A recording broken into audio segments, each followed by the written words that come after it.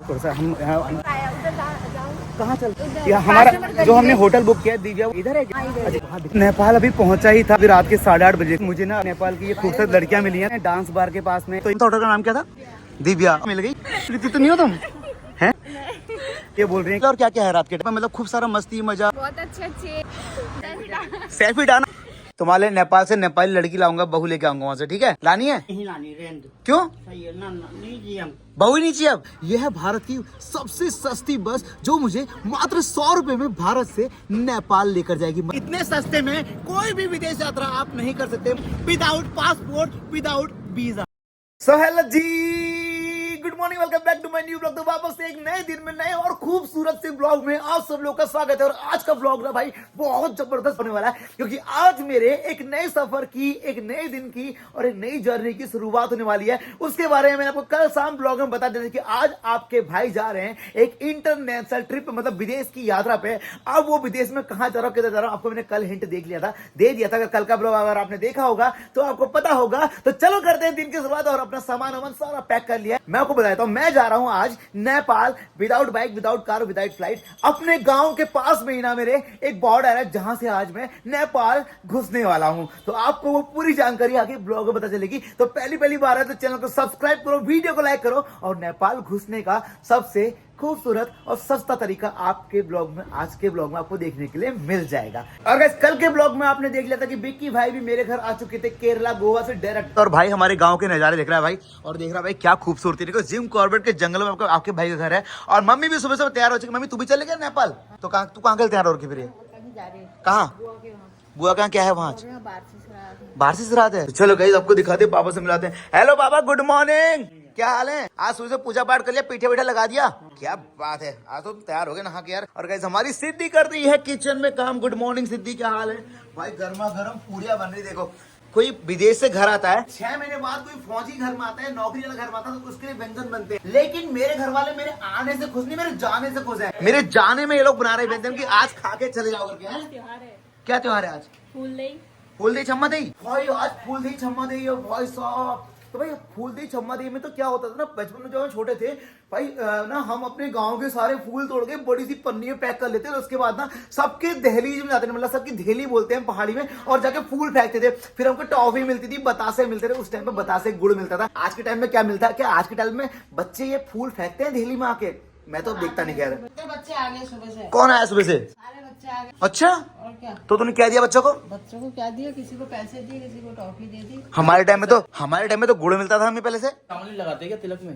तिलक में लगा दिया मैंने चावल। तो ऐसा आपके यहाँ भी बोलते हैं कि जितना चावल लगेगा उतने ही बच्चे होंगे? हाँ, ऐसे बोलते हैं ना? हाँ, कितने लगे मेरे?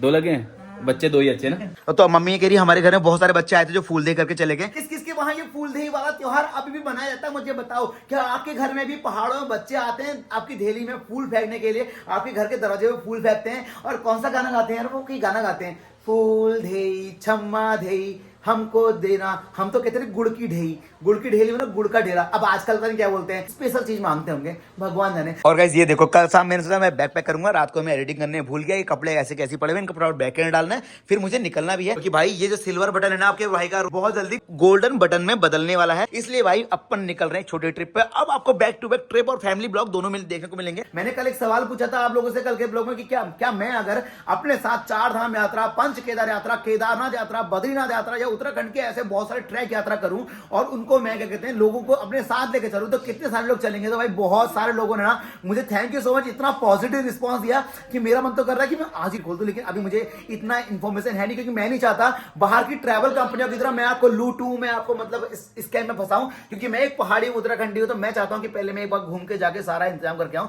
ताकि मैं सस्ते में आपको सारी यात्राएं उत्तराखंड करा सकूं। फिर उसके बाद पूरी भारत की यात्रा करेंगे। पहले मैं इस चीज को चेक करता हूं आखिर करते कैसे हैं। ठीक है, मैं आपको बाहर की मोटी मोटी दिल्ली, मुंबई और यहाँ की कंपनियों की तरह ना मोटा खर्चा, एक्सपेंस और स्कैम नहीं करने वाला हूं। मैं आपको जैसे मैं घूमता हूं वैसे घुमाने की कोशिश करूंगा, और जितनी मस्ती मैं करता हूं वो सब उस ब्लॉग में हम रिकॉर्ड भी करेंगे। तो वो आगे प्लान करेंगे। फिलहाल एक काम करते हैं, नाश्ता करते हैं और नेपाल चलने की तैयारी करते हैं। तो वैसे आज ना हमारे घर में फूल दही छम्मा दही वाला त्योहार है। तो भाई देखो आज हमारे घर में बनते हैं बहुत सारे व्यंजन, पूरी बनती है आज हमारे घर, रोटी नहीं बनती है, बड़ा बनता है। इसको हम कुमाऊनी लोग बड़ा बोलते हैं। तुम क्या बोलते? तुम्हारे यहाँ बोलते गढ़वाल में कुछ? भाई हमारा हाँ दाल की पकौड़ी क्या बोलते हैं इसको? मुझे याद नहीं है। कोई अगर गढ़वाल से ब्लॉग देख रहा है तो बताना भैया कि इसको हम लोग अपने कुमाऊं में बड़ा बोलते हैं, बड़ा। तो इसे गढ़वाल में क्या बोलते हैं मुझे बताना, क्योंकि मेरा भाई जो है वो गढ़वाल से है और कुमाऊं से हूँ। पिछले 3 साल से हम लोग साथ में ट्रेवल कर रहे हैं। दुनिया बोलती कुमाऊनी गढ़वाली की बनती नहीं, लेकिन मेरे सारे दोस्तों कुमाऊनी गढ़वाली वाले सीन है। बट अभी फटाफट से करते हैं, नाश्ता करते हैं, दही बने, आलू बने और सब्जी बनी, पूरी बनी, फटाफट से खाते हैं और फिर निकलते हैं। आज नेपाल में मजा आने वाला है। क्यों सच बोल रहा हूँ, आज ना बहुत लंबे टाइम के बाद घूमने निकल रहा हूँ।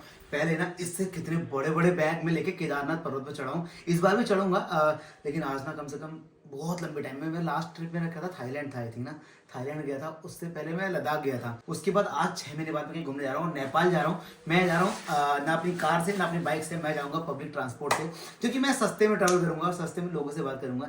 तो बैग पैक हो चुका है। अब एक काम करते हैं, मम्मी चले गई है अपनी रिश्तेदारी में, कहीं जाने वाली थी, पापा घर में, उनसे बाय बाय करते हैं। अब मैं निकलता हूँ यहाँ से लेके आपको नेपाल अपने घर से। पहले बस पकड़ूंगा, फिर टैक्सी, फिर क्या क्या कैसे कैसे, जितना सस्ता ही सस्ता ट्रैवल हो। और उम्मीद करूँगा कि आपको ना पूरे इस 10 दिन तक नेपाल का हर वो कोना कोना दिखाऊं और वो हर चीज दिखाऊं जो मैं देखूंगा। ठीक है, तो चलो गाइस, मैं भी तैयार और पापा यहाँ बैठे हैं आराम से। चलो ठीक है पापा, मैं निकल रहा हूँ। ठीक है, बढ़िया, ओके।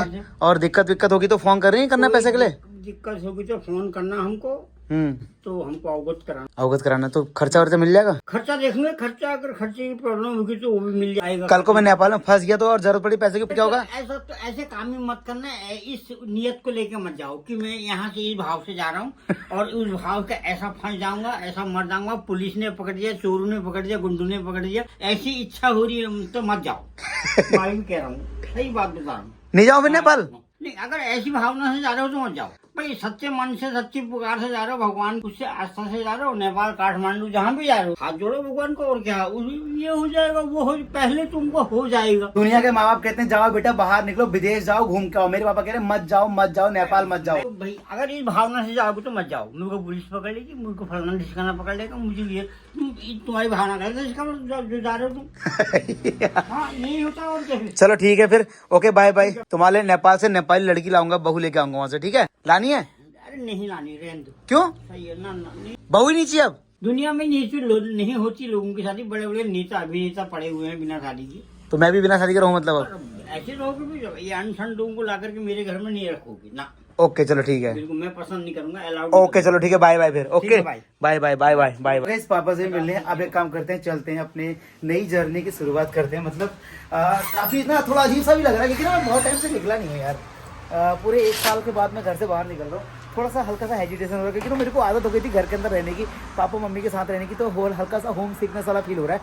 बट मेरे को लगता है ये 1-2 दिन बाद सब कुछ ठीक हो जाएगा। बाकी मैं अपनी इस बाइक को ना बहुत मिस करने वाला हूँ भाई। कितनी इस बार शायद अभी केदारनाथ यात्रा में मैं इससे ही सफर करूंगा, तो फिर आपको ये दिखाई देगी। लेकिन इसकी चाबी खो चुकी है, और चाबी मिल जाए, वरना मुझे चाबी तोड़वा के चाबी बनवानी पड़ेगी। तो गाइस, किस्मत जब अच्छी होता है ना तो सब अच्छा होता है भाई। रोड पर पहुंचा और सामने देखो एक रोडवेज बस आ गई भाई। Stop stop stop stop stop stop stop stop मेरे भाई हो। ये क्या बदतमीजी है भाई साहब। इस समय मेरा मन कर रहा है ना गाड़ी पकड़ूं, इसके आगे लगा के ना थप्पड़ मारो ड्राइवर के। भाई वो कोई यहाँ पे स्टॉप नहीं है ना? क्यों नहीं है? स्टॉप है हमारा। ये कहाँ पे? ये स्टॉप है हमारा, ये वाला, ये जो यहाँ पे खड़े लोग ये ना। इसलिए सरकारी नौकर जो होते हैं ना, मुझे बिल्कुल पसंद नहीं, सच बोल रहा हूँ मैं। चाहे वो कोई भी हो, साला गवर्नमेंट ही गाड़ी चला रहा है अपने, या अपने बाप की गाड़ी चला रहा है। साला पहले दिन से कॉन्ट्रोवर्सी शुरुआत ऐसी गंदा हुआ था स्टार्टिंग में ही। ओम नमः शिवाय खुश रहते हैं। अगर तुम्हें भी लगता है ना कि ये रोडवेज के ड्राइवर अगर ऐसी बदतमीजी करते हैं तो इनके लिए एक शब्द लिख देना, अगर लिखना हो लिख देना फिर आप, ठीक है? कि काम ही गाली खाने करते हैं साले। तो चलो भाई, सेकंड बस आ गई हमारी। तो चलो गाइस, पहली बस तो मिल गई है जो मुझे लेके जाएगी हल्द्वानी तक। फिर हल्द्वानी से मुझे जाना पड़ेगा बनबसा खटीमा, जहाँ से नेपाल बॉर्डर है। वहाँ के लिए मुझे अलग बस पकड़नी पड़ेगी। तो पहले हल्द्वानी पहुँचते हैं, फिर वहाँ से बनबसा पहुँचते हैं, फिर नेपाल बॉर्डर से नेपाल में एंट्री करेंगे।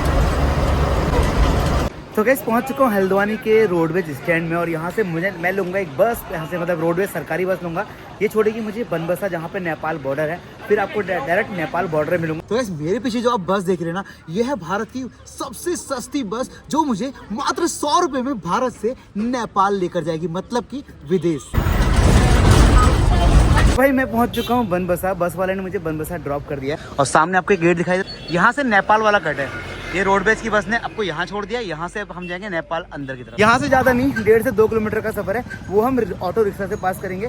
और क्योंकि अब यहाँ से ना अंदर इंडिया की बस अंदर नेपाल के अंदर नहीं जाएंगी। मैंने आपको बताया था ना कि आपको नेपाल जाने के लिए एक ऑटो मिलेगा, ऑटो में बैठ के आप जा सकते हैं। तो यहाँ पे जब आप आएंगे ना तो कोई 150 कहेगा, 200 कहेगा, लेकिन आप ना 50 रुपये में आपको नेपाल की ऑटो लेके जाएगा। और ये गड्ढा चौकी गड्ढा चौकी वो जगह है नेपाल के अंदर, इंडिया और क्या कहते हैं आपका नेपाल का बॉर्डर, जहाँ से आपको नेपाल के अंदर जाने के लिए जैसे ये ऑटो आधा छोड़ रहा है वहाँ से नेपाल के महेंद्र नगर बाजार में लेके जाएगा और शाम तक आज हम महेंद्र नगर पहुँच जाएंगे। मतलब आज की रात हम नेपाल के अंदर पहुँच जाएंगे। अगर आज की रात नेपाल में टाइम से पहुँच गए तो कुछ एक्सप्लोर करेंगे, वरना फिर नेपाल के नाइट लाइफ आपको दिखाएंगे। तो वैसे क्या आप कभी ऑटो से विदेश यात्रा में गए हैं? मैं अपनी जिंदगी में आज पहली बार एक ऑटो से विदेश जा रहा हूँ, मतलब इंटरनेशनल ट्रिप पे। इतने सस्ते में कोई भी विदेश यात्रा आप नहीं कर सकते। मात्र 50 रुपए में आप पहुंच जाएंगे विदेश में विदाउट पासपोर्ट, विदाउट वीजा। तो गाइस ये है वो बैराज भैया जो भारत और नेपाल का बॉर्डर है। ओके गाइस, आपका ऑटो से उतरने के बाद हमारा इमिग्रेशन हो गया, मतलब चेकिंग हो गया। हम नेपाल की धरती के अंदर एंटर करने वाले हैं। मतलब जो इंडियन आर्मी हमारी बीएसएफ है ना, बॉर्डर सिक्योरिटी हमारी फोर्स, उसने हमारी चेकिंग कर ली है। अब हम जा रहे हैं नेपाल के अंदर। एक छोटा सा गेट आएगा और नेपाल की धरती में एंटर करेंगे। ये देखो भाई सामने गेट आ गया, यहाँ से हमारा इंडिया खत्म हो जाएगा और इसके बाद नेपाल चालू। जो ऑटो हमने आपका बनबसा से लिया था उसने हमको अपने भारत के बॉर्डर पे छोड़ दिया, मतलब नेपाल के अंदर नहीं जा रहा है। ये सामने आपको दिख रहा है बॉर्डर, ये आपको लिखा देखो, आपका ये बॉर्डर आपका नेपाल बॉर्डर है, इंडिया बॉर्डर है। तो ऑटो ने हमको यहाँ पे उतार दिया। यहाँ से अब हम मात्र 100 मीटर आगे जाएंगे तो हम नेपाल में पहुंच जाएंगे। तो ओके, थैंक यू भैया जी, शुक्रिया, जय राम जी। देखो ये लिखा भारत। रात के बज गए हैं 8:30 और अब जाके मेरा नेपाल के अंदर एंट्री कर चुका। मतलब वहाँ से ना जहाँ पे मेरे को ड्रॉप किया था ऑटो वाले ने, वहाँ से 20 किलोमीटर सफ़र किया और आ गया हूँ नेपाल के पहले सफ़र में, जिसका नाम है महेंद्र नगर। और जब यहाँ पहुँचा ना भाई, पूरा सब लोग सो चुके हैं, ऐसा लग रहा है पूरे।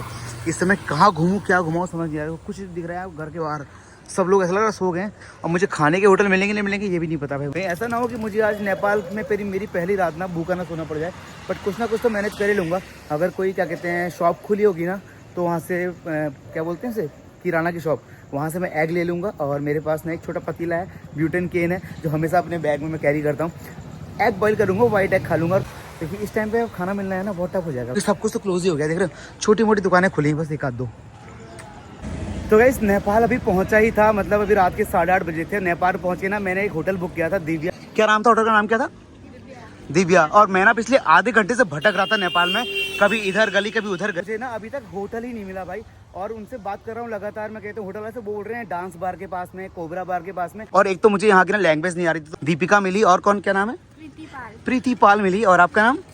सिमरन। और ये बहुत खूबसूरत लड़कियां नेपाल के पहले दिन में मुझे यहाँ मिल गई और इन्होंने मेरी कम से कम बहुत हेल्प की और इन्होंने बात करी होटल वालों से। उसके बाद जाके अब मुझे मेरे होटल की लोकेशन मिली। कहाँ पे है मेरा होटल? इधर से उधर, किधर से किधर? इधर स्ट्रेट जाके इधर। अच्छा दीपिका, तुम कभी इंडियन यूट्यूबर्स के वीडियो देखती हो? देखती हूँ। प्रीति तो एक उसमें भी थी, कबीर सिंह में, कहीं वाली प्रीति तो नहीं हो तुम? हैं? तो मेरी प्रीति हेल्प करोगी होटल का ढूंढने में? चलो आओ ढूंढते हैं, कहाँ पे है, हम वहाँ दिखाएंगे। तो गाइस मुझे ना अभी नेपाल की ये खूबसूरत लड़कियाँ मिली हैं, तो ये बोल रही हैं कि हम आपको होटल ढूंढने में आपकी हेल्प करेंगे। तो नेपाल का पहला दिन ही जब इतना खूबसूरत होगा आपके रोहित पहाड़ी का, तो बाकी दिन भी अच्छे ही जाने वाले हैं। अच्छा प्रीति, यहाँ पे घूमने के लिए और क्या क्या है रात के टाइम पे? वैसे इस टाइम पे यहाँ पे महेंद्र नगर में क्या क्या घूम सकते हैं?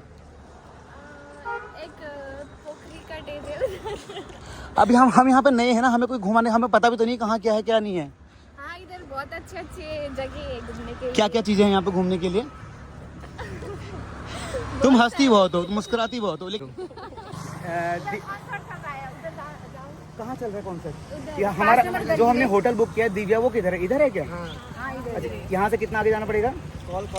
कल जैसे अगर यहाँ पे घूमेंगे तो कहाँ कहाँ है लोकेशन घूमने वाली आसपास में भाई लोगों? जहाँ भी घूमेंगे सब जगह। मतलब टूरिस्ट वाली लोकेशन कौन सी है जहाँ पे मतलब खूब सारा मस्ती मजा, फन मस्ती मजा है?